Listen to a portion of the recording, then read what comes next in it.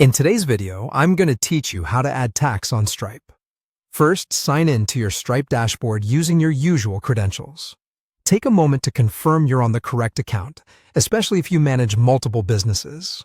Once you're logged in, you'll be working from the main dashboard where all settings and tools are accessible. From the dashboard, move to the Settings area by clicking the gear icon in the top right. In Settings, locate the Tax section and select Settings. This is the central place for configuring how Stripe handles tax calculations and collection for your business. Spend a moment scanning the available options so the layout looks familiar before you make any changes. Next, activate Stripe Tax.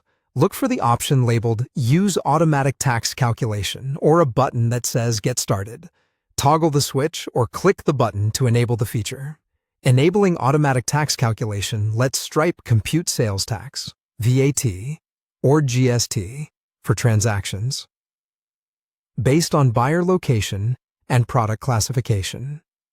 After turning it on, you'll see confirmation prompts and some setup guidance from Stripe. Follow those prompts to proceed. After enabling tax, set your origin address. This is your business's physical location, and it's crucial because tax rules depend on where you have a presence or nexus. Enter an accurate street address, city, postal code, and country. If you have multiple locations, choose the primary one that represents where your taxable activities originate.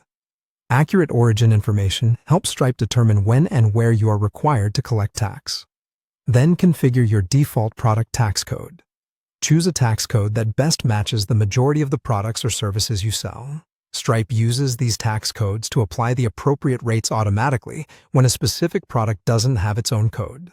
If you sell a range of items, pick the code that covers most sales, and consider assigning specific codes to particular products later to improve accuracy. Finally, add tax registrations for the regions where you're obligated to collect tax.